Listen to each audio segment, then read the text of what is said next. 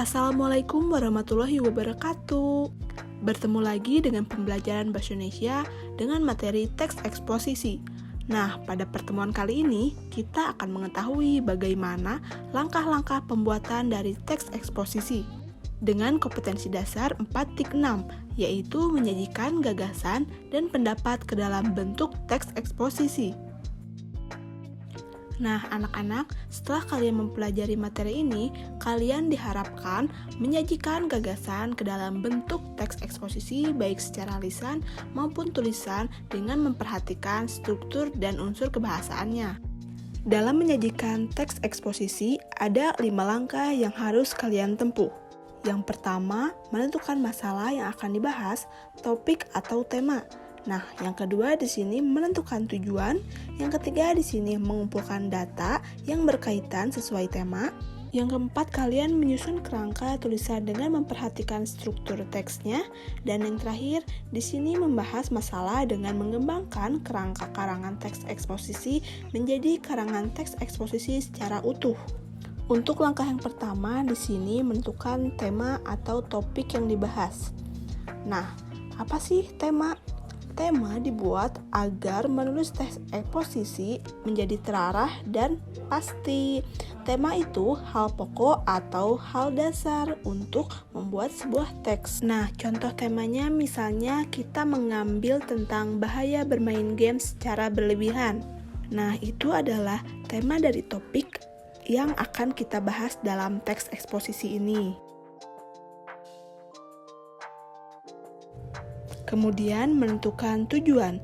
Tujuan itu adalah maksud atau harapan yang ingin disampaikan melalui teks sesuai topik oleh penulis kepada pembaca. Nah, tadi kita sudah membahas temanya bahaya bermain game. Jadi contoh tujuannya yaitu menginformasikan dan menjelaskan bahaya bermain game secara berlebihan. Selanjutnya di sini memilih data sesuai dengan tema. Data ini bisa kita kumpulkan dari berbagai sumber, bisa dari majalah, internet, surat kabar, atau wawancara langsung dengan tokoh terkait ya. Nah, tujuannya untuk memperkuat atau membuktikan gagasan dari pendapat kita, sehingga orang lain akan mempercayainya. Nah, dari tema dan tujuan yang sudah ditentukan, data-data sebagai pendukung dari argumen kita yakni ada 2, yakni bisa menjelaskan dampak fisik dan juga dampak psikologis dari bermain game online secara berlebihan tadi. Kalian bisa mendapatkan materi ini dari internet ataupun buku dan sumber terpercaya ya. Nah, kemudian menyusun kerangka. Kerangka itu dibuat secara lengkap dan sistematis dan menyesuaikan dengan struktur teks, yaitu tesis, rangkaian argumen, dan penegasan ulang. Dibuat secara pokoknya dulu, tidak membuat secara lengkap. Tujuannya untuk membatasi hal-hal yang akan disampaikan dengan bersifat informatif, objektif, dan logis. Nah, kemudian membuat kerangka. Ingat ya, kerangka sesuai dengan strukturnya. Nah, dari tesis di sini disampaikan yaitu membuat argumen utama mengenai bahaya bermain game secara berlebihan. Juga bisa disajikan pertanyaan kepada pembaca untuk menggugah daya kritis pembaca. Tidak perlu ada jawaban ya. Kemudian rangkaian argumen dijelaskan bahwa bahaya game online secara berlebihan maupun fisik atau psikologis, disertakan bukti. Kemudian ada penegasan ulang, bisa berisi kesimpulan ataupun saran yang disampaikan agar pembaca bisa memahami dan mempercayai argumen kita. Nah, baru setelah itu kita mengembangkan kerangka karangan.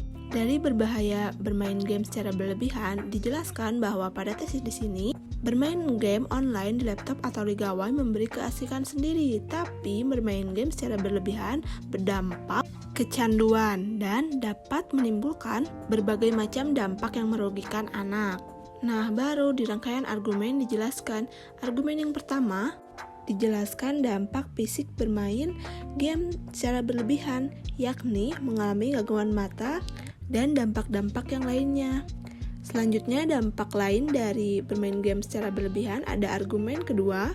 Dijelaskan bahwa selain dampak fisik bermain game online, ada pun dampak psikologis. Nah, bukti-bukti tadi dapat memperkuat argumen kita sehingga pembaca menyetujui argumen yang kita sampaikan. Nah, baru di bagian penegasan ulang bisa diberikan dengan menjelaskan bagaimana dampak pencegahan dari bermain game secara berlebihan dengan membatasi frekuensi anak untuk bermain game online.